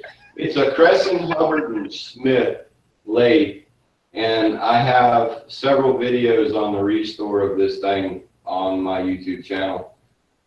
But it's around 1900. On my YouTube channel, I tell you all the background that I was able to research on it about when Crescent and Hubbard and who left who and where and when, and that would have to make this a certain year. But yeah, I mean, it was a nasty, nasty job to restore it. I'm not 100% done with it yet. I have the 3-phase, 5-horsepower 3-phase motor in the back. I have the pulley for it. That's all rigged up and ready to go right here. I just need, and I haven't found, I need some 2-inch wide, preferably 1/4-inch thick belt material for this. I can't find the other one right off the bat, but the old one on there is layers and it's splitting apart, and I've not been able to find one. It needs to be, I have the ends to put it together, but I'm looking for about 6 foot of it, and I haven't been able to, I've been able to find 4-foot pieces, but I can't find a 6-foot piece. So I designed all of this back here. It's all adjustable, in and out, side to side. You know, this thing had some jalopy of a rig on it, but I'm putting that 5-horsepower 3-phase motor on there with a variable speed box, controller box with, I think it's 5 presets on it. Maybe it's 3, I don't know. And a drum switch, so I'll have forward and reverse. This lathe was originally in a screw factory here in my town, and it was used on the production line for many, many, many years. And then when they took it out of service off the production line, it went into the shop, and it's what they used to make parts for the other machines that broke down. And there was a sign with this, and I haven't been able to figure out what I did with it, that said that this lathe duplicated itself like 7 times. Basically, duplicated in the parts that they manufactured with it. Oh, what do you mean by duplicating itself? It basically, outside of stuff that needed to be milled, all of the shafts, all of the knobs, everything that's threaded, anything like that that needed to be done for a lathe just like this. This lathe remade all those parts for 7 other lathes. Wow, that's awesome. So. I really need to get this up and going. This was a brutal labor of love right here. Oh, I watched the videos, and I know what you're saying. It was you did a fantastic job. I mean, I seen what you started with, and now the color blue. Several people out there have been saying it's like Ford blue or whatever. Is that Ford blue, or is that a different? No, it's not. It's not Ford blue. It is. Jerry's Machines has been actually more than just Jerry's Machines. I used to actually fabricate equipment and stuff, and black and blue was the colors of the machines that I fabricated. So that's why this went with these colors. These are the colors that most people know me by. Black and blue because you were black and blue by the time you got done making them? Pretty much. Pretty much. You know what's funny is my motorcycle is black and blue, and my big Ford truck, if I have my way before spring, it's going to be black and blue. It just depends if I have enough time to paint. So in other words, is that a custom color blue that you've had made up, or is? Yeah, I mean, yeah, you can buy stuff off the shelf that's really, really close, but this has, I forget how many different pigments off from the standard color. That looks like Doctor Who TARDIS blue to me. Yeah, it's not. I mean, if I had, I wish I'd have thought about that. Yeah, somebody on the panel is a Doctor Who fan. I don't know who the hell we're talking about, but somebody is a. He busted a Richard Petty and poured a bunch of different shades of blue in a bucket. Yeah, somebody's a Doctor Who fan. I love Doctor Who too. I'm a Trekkie fan. Live long and prosper, my friend. Hey, Jerry, can you use that for wood too, or just metal? Is this lathe for wood too? It's a machine lathe, but when I get it up and going, the very first thing this going to do is build the biggest damn pen any of you have ever seen. There you go. Somebody was asking if it would build a pen. Awesomeness. Yeah. Javi said it's TARDIS blue. Oh no, TARDIS blue is a lot darker. Yeah, that's not. I mean, it is actually a little darker than what it appears to you guys. No, actually, it's a little lighter than what it appears to you guys. It's pretty dark. I mean, it's almost to the verge of looking on YouTube right now. It's almost the verge of going to purple. Yeah, no, it's not really as dark. Yeah, I mean, you know what I'm saying? It's just got the tint like it's going towards purple. Purple are great. Wouldn't y'all guys agree on the panel? I mean, when you're looking at it? Okay, let me ask you a question, Russ. Do you have, since you watch my videos, do you have any idea how long ago it was that I got this thing to this point? Is it 2 months, 3 months, something like that? It's been longer than that.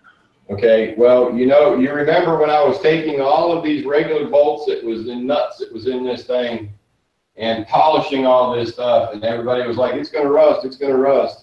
Right. It's going to rust on any of that stuff I polished. Huh? Yeah, I remember what you're saying. They were all just going like, why are you polishing so much? It's just going to rust. Yeah. And I haven't put anything on it. It's not rusting. Even my Acme thread, it's not rusting. It doesn't have any oil on it. It's actually been truly polished. Like these bearing blocks back here, I didn't do anything to them or this raw metal for this attachment back here, and it all has surface rust on it. All right, you're gonna kick my butt for asking that. Where you live at? What? I live in Statesville, North Carolina. Well, okay, so you're moderately humid. Bring that sucker down here to Florida, and I guarantee you within 10 or 15 days, it'll start rusting. I told you you have 2 North Carolinians here. I don't know if you're going to take that bet, Russ. If you truly polish a piece of metal, I mean truly polish it, it'll take a long time to rust in any climate. Yeah, yeah, I know what you're saying. All right, guys, so we need to wind down here, Jerry. But I will tell you something. Jerry says, good, I need to go to bed tonight. I know he's worked. How many hours you worked this week? Roughly right at about 121 and a half hours in 8 days. You know what, dude? You need to retire. You need to retire. I'm going to do what I do the way that I do it until the day they plant me. Well, I understand that, but I will tell you one thing. I enjoy watching you. I enjoy watching your videos. When you go live, I try to get on there and watch you go live, and I am totally amazed sometimes of all the things that you can't do and what you do. So I'm glad to say that you're my friend. I have people ask me all the time, is there anything that you're not good at? The only thing I'm not good at is being a significant other. I fail in that category. I did for a long time. Yeah, it's always the same thing. I can tell you, I could meet somebody tomorrow, and I promise you in 6 months, I can tell you exactly what she's going to say. You work all the time. Yeah. They all love being in the shop till they're sleeping. Oh, yeah, that's always the fabulous thing. Oh, I don't mind that. I would be out there with you 6 months later. Dan, do you ever come in the house? We're winding down here, guys. Do anybody out there in the chat have any last-minute questions? Anybody on the panel have any last-minute questions for Jerry? Speak now, forever hold your peace. Hey, Jerry, does Amanda have any plans on doing a YouTube channel?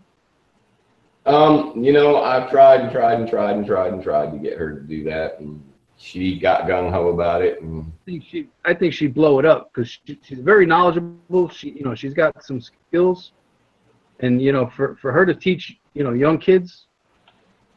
But yeah, I've tried to get her to understand that. But there's a whole lot more. It's a little bit more to it when you have a 17-year-old daughter on the internet. That's a whole different level. Yeah, we had problems. I mean, I've got videos of her doing stuff like plasma cutting and things like that, and I had to take them down because of some of the comments. Well, you know what? You could always block them out. Yeah, you're always gonna have crap like that. Don't worry about it. I mean, my very good friend Steve Good, who has been on YouTube and doing fantastic for years and years and years, and he gets thousands of followers and thousands of views, he blocks all comments on his YouTube videos just to keep from putting up with the crap. So that means if you're not looking out of, and I've thought about that myself, if you're not looking out as having a YouTube channel for monetization and want to making a big killing off of it, and which most of us won't anyway, then just block everybody's comments, and then you don't have to worry about it.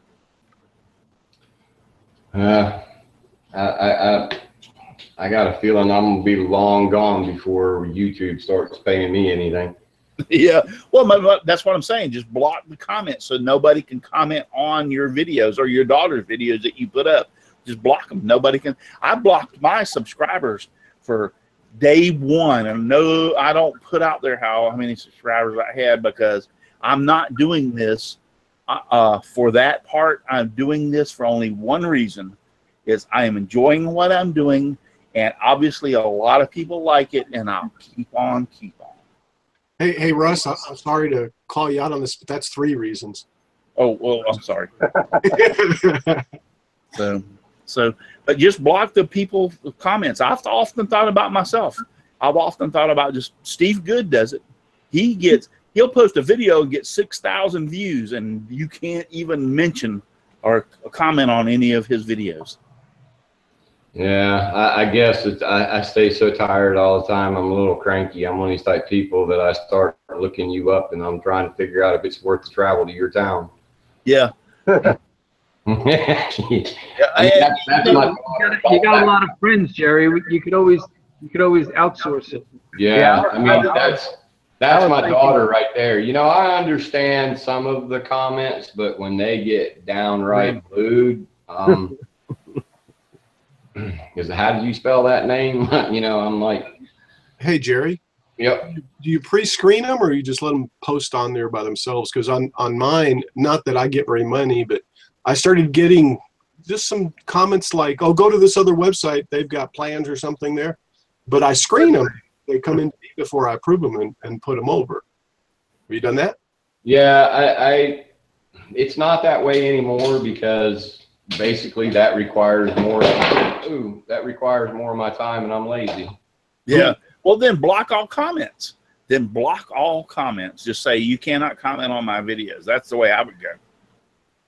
I mean, that's my suggestion to you. It's hard to do that when I can imagine the comments she got, and it's hard to do that when you're daddy. Well, you know what's so bad? What's so bad about it was the comments didn't come on my YouTube channel. The comments came out of 2 of the Facebook groups. Oh, wow. People I know that know me. Man. That's just wrong. Yeah, like I said, I have, since the day that I started Simply Wooden Creations on YouTube, I have blocked my subscribers, and I'm not into it for anything else other than I'm enjoying what I'm doing. I have met so many wonderful, great people, and I continue to grow and have fun, and that's what it's all about. I don't give a damn about anything else other than you like it, you watch it, and I keep doing what I'm doing. And that's all that matters to me. And I know there's a lot of people out there that gets hung up on a lot of the other stuff. But anyway, won't go into that. So, all right, guys, if nobody has any questions, thank you out there for watching. We've got a couple of things we want to go. I know Shelly said, now I'm glad, I know Shelly can kind of like get in some pain, but I'm glad she hung on. Shelly, you had something you wanted to say? So it's all yours, sweetheart. Yeah, thank you. I just wanted to say that during a small little break, Shane and I talked about it. And yes, I do want to give to your contest, and I have a plan. And here's what I'm going to give. Before I became paralyzed, I was a professional chef. So by trade, I'm a professional chef. I've been a professional chef near all my life.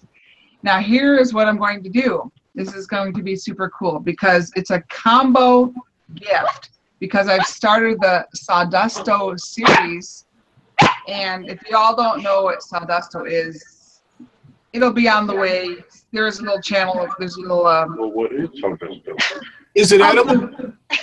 I'll just be quick about it. Sawdusto is taking sawdust in your shop, special sawdust that I'll soon give out the recipe to the world, because I'm going to do that free of charge, because I think it's for the community.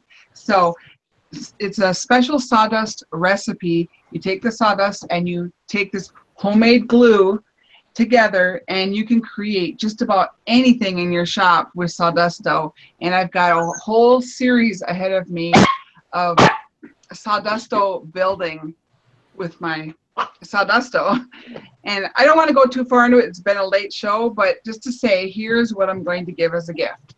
The person who gets my gift for the contest or challenge, whatever it's called, will be one custom created bag of homemade caramels. And trust me, that is no little feat there. I've created over 100 caramel recipes and sold over 100 caramel types around the world. And they're good. Yeah, they're very good. I can definitely say, if there's an area where I am an absolute expert, it's my candy making. Okay? Yes. And number two, they're going to get a custom created sawdusto blank from me that they can turn to a handle or a pen. So it's a combo pack of a sawdusto blank and a custom created bag of caramels. And when I say custom created, I'm gonna get with the person and ask them the colors they want for their sawdusto and maybe the pattern, the blank, and the caramels. I'm gonna get with the person and what kind of alcohol, what kind of berries, what kind of nuts, whatever. The world is their oyster, and they're gonna get the caramels that they've always dreamed of. I can promise you that. It's a combo pack. That's what you can put down. I like that. Great. You know what? I've enjoyed. You've sent me for the last 2 or 3 years your caramel pack, and let me tell you, when they come in, I don't tell my wife. Oops. I don't think I should have said that. I need to win this thing. Yeah, I don't think We I used to have a lady who will buy her caramels on a monthly basis, but yet she hides them in the closet just so she could eat them herself and not none of her family. Yeah, the last couple of years, they come in the first time, and my wife, I shared them with my wife the last couple of years. I haven't shared them with her. She watches this, I'm dead meat. I didn't even tell her that they came in. I just took them and put them in my, never mind. Honey, I love you. I love you, sweetheart. Oh, Nancy, I got something to tell you. Yeah. All right, guys. So, but thank you very much. Thank you so very much, Shelley. All right. So, Jerry, I muted you too. So, you have to, or can I unmute you? No, I can't unmute you. You have to unmute yourself, Jerry. Yes. All right. So, any last words? No. All Get out in your shops and make something. Don't be afraid. Don't be afraid to try. Just be safe at whatever you do. You're gonna have to do the wood shop confessions tonight. Shane just popped it up there about 2 seconds ago, and that is wood shop confessions is what is the dumbest thing you did in your shop, and after you did it, you stood there and say, "Why the heck did I do that?" So that's an easy one. That would have to be a 55-gallon drum full of propane and argon and acetylene that I was planning on taking outside. We had already done one. We never found the barrel. And I was doing another one in here, and I don't know exactly what happened, but when we were taking the tubes loose from it, it just like exploded. And how there was 2 of us standing there at the table that it was on, and you can't see it now because we repainted, but the ceiling was all black in here. That wall over there had a big hole in it. We had a mess in here, but it was like we both had singed hair and really bad sunburns, but we weren't hurt at all. Everything exploded away from us. So that's probably the dumbest thing I've ever done in my shop. Now I do that stuff outside. Yeah. I bet you find it 4th of July. Yeah. Yeah, I was gonna say that's. I don't think I would do that. There's a lot of people. You know, I was a firefighter for 30 years, and I actually was on the hazmat team. And anytime I've seen people cut into propane tanks. Yep. And you know, that doesn't scare me for the fact, other than the fact that are you sure? Like, for instance, if you want to cut into a propane tank, first off, you have to put in chlorine, as in bleach, and some water, and let it sit in there for a while, and that will neutralize it. Then you don't have any problem cutting into a propane tank. That's one of the things you can do. But my point is I've had some people have success in cutting into them, and then I've been on calls where other people didn't have success. Yeah. And yeah, it wasn't pretty. I have a gasifier series on my YouTube channel about building a gasifier, and I mentioned that about cutting into it. I know a guy that he's been recovering for 4 years now over that. Yeah, it's an ugly thing. I went just before I retired. I've seen it several times, but just to mention one thing, you have a gasoline tanker which carries about 5,000 gallons of gasoline. It rolls off over the interstate. They come out and they will actually cut holes in the side of the tank because the truck is on its side. So they drill holes in the side of the tank. They actually have water drills. And what that is we connect to our fire hose and we pump to them. And as they're cutting through, it's like a hole saw. Yep. And as they cut through, water is coming down on the bit to create less spark or any sparks. No spark cooler. Right. And the next thing is the gasoline inside the tank has such a overpowering atmosphere of gasoline that you could pretty well put a match down there and put it out because there's not enough oxygen to burn, so to speak. So, right. But it's funny that everybody sits back and watch them drill holes in the side of that tanker, and they're all going like, "Oh crap, we're running! That thing's going to blow up at any moment." No, it's not going to blow up any minute. So it's like, well, two quick things. Number one, when I was doing that with the barrel, it wasn't because I was attempting to blow the barrel up. I want to be clear on that. I was experimenting with an engine, and I was experimenting with different fuels to run the engine. But the second thing is having my Class A license in hazmat, it always tripped me out to know that the explosion releases on any tanker are directly behind the driver and to the right rear. Right. Why can't it be to the right front and left rear? It's designed to take you out. All right, guys, we're going to wind down here. Thank you so much, Jerry. I really appreciate you being on tonight. Thank you for having me. Oh, hey, that was good. I really appreciate it. You've explained a lot of stuff, and I really and trust me, I follow you on Facebook and everything, and I watch your videos. And I really appreciate what you do, and thank you very much. I've been wanting to ask you for a while, and when I asked you, you said, "Oh yeah, I'll be on there." I was like, "Oh great!" I was doing the happy dance in my living room. So yeah, and I told Amanda, I said, "Oh, I was so tired all week. I was like, I keep trying to come up with excuses to get out of it." I think I got a good one today. Yeah. I came up with a good one today, and I was like, "Well, I can't do that. I guess I better go home and clean this up." I need to get down to Statesville and pop in on you, man, but I'm scared you're going to put me to work. Oh, I definitely put you to work, but you better let me know you're coming because you're liable to catch lead before you get in the driveway. I hear you. We got Tom Spillane. Tom Spillane said, awesome show. Thank you so very much. Tom, I appreciate you being out there and watching us on the channel. Steve French, my good friend's been out there. CJ Phillipson. There's been, let me back up and just see if I can see a few more. Jim Bashirs has been out there. Katie Dotson, Heirloom Game Calls, Wooden Stuff, which is Steve French, Tom Spillane, Jim Bashirs. There's been over 50, almost 60 people. I think it was 57 was the highest that I've seen watching tonight. And I'm sorry if I'm not calling out your name. Jeff Robinson's been out there. Javi's Wood Shop is out there. He just popped that up. Javi's Wood Shop. He's been out there. Joseph Poindexter. He's a scroll sawer friend of mine. Joseph, I'm sorry I didn't call you out earlier. Rag Guy was in there. Yep.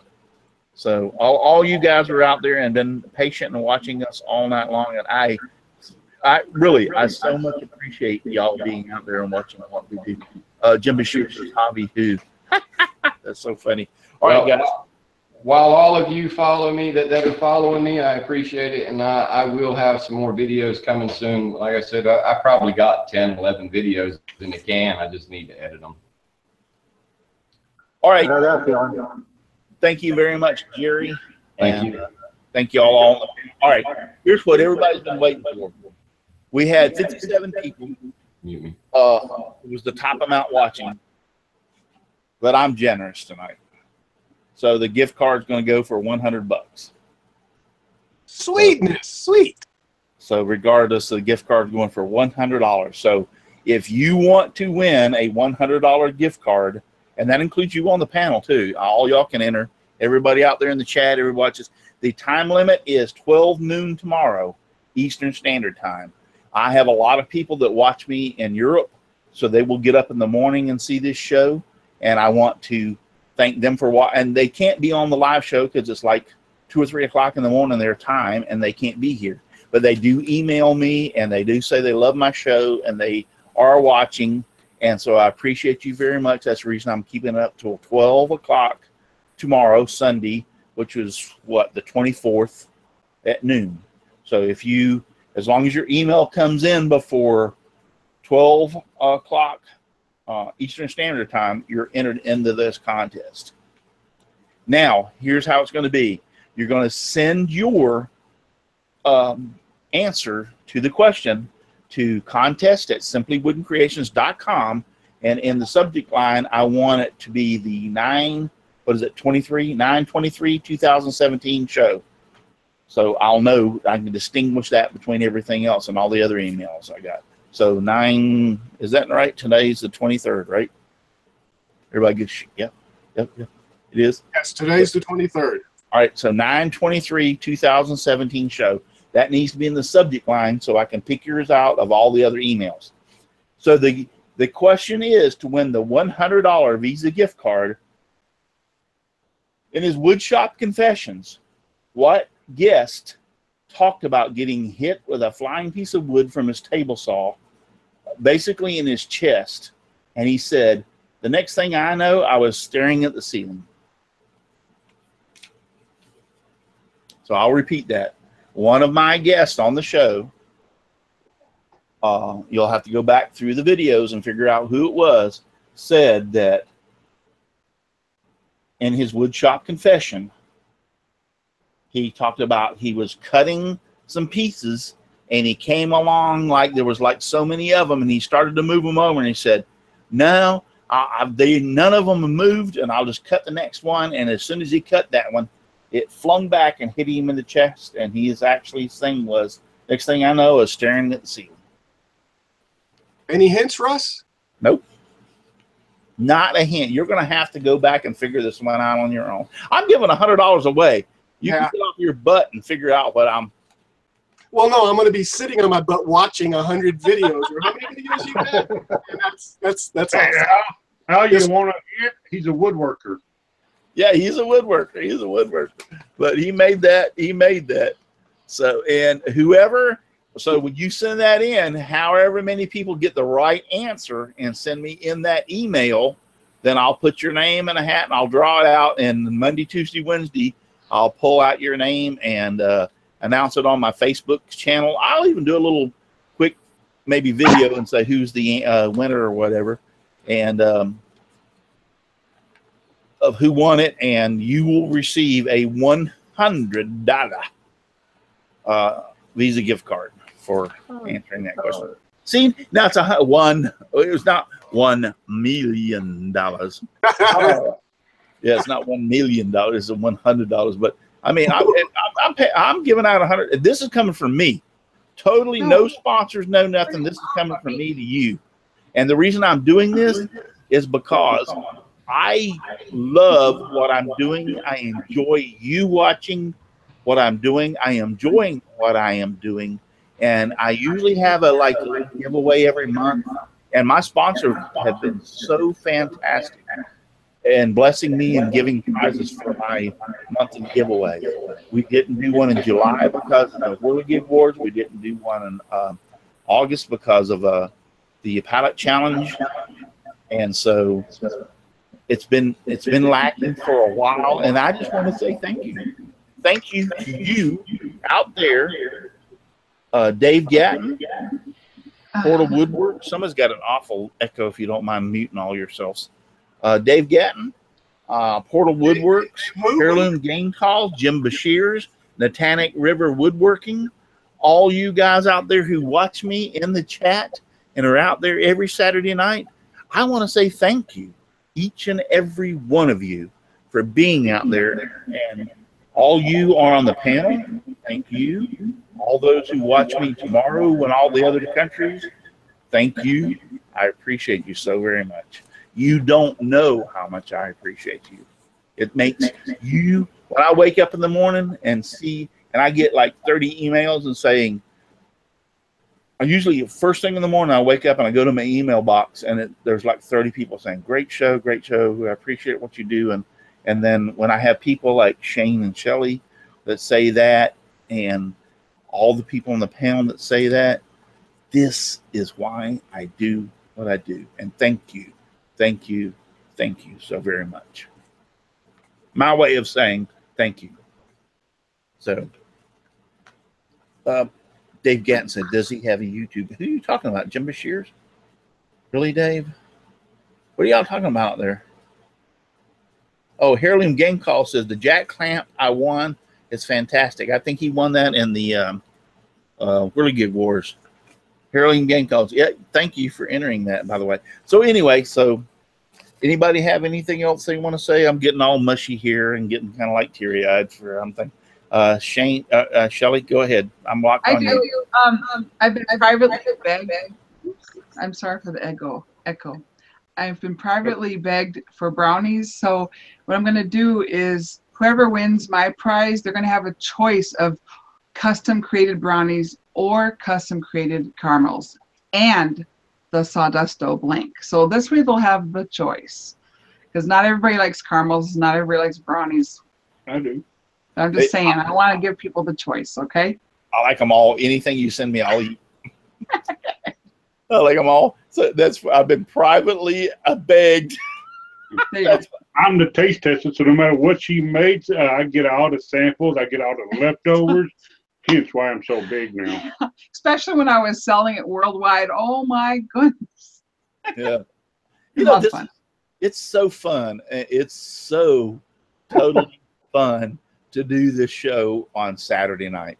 I mean, I've got all them out there that are Dave Gatton, Jim Bashir's, Michael McCorrick's, Steve French, who watch me, and they all chat out there. Sometimes they have their own little episode. They talk and they're not even listening to what we're saying. They're out there chatting on their own, so I have no clue about that. But to have you guys here, it makes it all worthwhile. It does. I really. And Donna at the last minute. Donna, how you doing? She joined us. Doing okay. Trying to stay off the foot. Yeah, I'm sorry I didn't send you the link earlier. And so the doctor said, when can you get up off your foot? I go back Tuesday, and hopefully they're gonna let me get back on my foot. So I'm spending the next 2 days staying in the bed. And if he says no, gotta stay longer, then I'm gonna tell him I need at least 6 times of 30 minutes of sitting in my shop. Right. I'll tell you right now, your bedroom looks pretty funny in the back behind you there. Yeah. But I'm sitting and my foot is up. Yep. That dress. I got another chair. Donna, that dress was awesome. So anyway, and you see, I get to meet people. What is Donna looking at? Don Paul. Oh. Show us again. I didn't lock on you. Show us again. Show us again. See, yeah, it's up. My foot is up. Yep, it's up. It's on a stool. What could you Well, That's what my James, leg looks like, Donna. there ain't no I'm reason you surprised. sit down on a stool, prop that thing up on the legs, and turn it in. I'm surprised we still have 38 people watching this at this time and listening to all this stuff. Thank you, guys. Oh, somebody asked earlier in the chat today, I forget who it was, about Shirley's caramels and brownies. Are they sugar-free? No, they are not. They are all fattening for you. Jeff Robinson. Jeff Yeah. Robinson. And No, yeah, they- sorry, not sugar-free, totally fattening. But yeah. worth Artery it. cloggers. Awesome Not for thing. diabetics. Awesome Not wood for things. I'm sorry. I'm sorry. Awesome wood things. Matthew, he says, hey, all, I missed most of the show. We'll watch the recorded version. Well, you're in here at the last, and I can't still figure out how we got 38 people watching at the very end. I'm like, we're not doing anything special. They're all watching Jerry. They want to see Jerry. You know that, right, Jerry? He's shaking his hand. Yes, they're all watching Jerry. Love you, bro. I do. Thanks, Russ. I got to go. All right. Nice. Hey, Paul, Hey, Paul. before you leave, Yes. thank you very much for being on and all you do to support me. I appreciate that very much. Hey, I appreciate you having me on and glad to call you my friend. Yep. You too. Okay. Bye now. All right. We're signing out. The only thing you're going to miss, Paul, is me singing, and so you might as well leave because you don't want to hear that. I've heard that, and I've sent you the sawdust, and you don't want any more, so the heck with you. You said you were getting ready to start singing. No, I didn't say that. Can I go ahead and leave now? I don't know where you heard that from. Yeah, we need to close out, guys. We really do. We need to close out. So I appreciate everybody out there. And so repeat. Let's repeat this one more thing. And it's for $100 Visa gift card. Send an email to contest@simplywoodencreations.com. And what you're going to do in the subject line is put the 23 2017 show. So I'll distinguish that between the others. And the question was, and I'll repeat it one more time. In his woodshop confessions, what guest talked about getting hit with a flying piece of wood from his table saw? And he even stated in the confession, next thing I know, I was staring at the ceiling. He did that confession live on the show and talked about what had happened to him in his woodshop confession. So that's what you'll need to know. Guys, thank you very much. Thank you, Al Forte. Thank you, Chris. Thank you, Donald. Thank you, Donna. Jerry, once again, thank you very much for being on tonight. I appreciate you so much. Thank you, John Schaffner. Thank you, Mike. Mike disappeared. Where the heck is Mike? He's not even here. Thank you, Shane and Shelly, so much for being here tonight. Thanks for having us. I appreciate you all very, very much. And there's only one thing that we need to do to close this out, and that is just give me sawdust, lots of sawdust all around me and everywhere. I like it flying all around my shop and even in my beard and hair. Good night, everybody. God bless, and I love y'all. Great. You don't have to go Now, home, but you can stay here.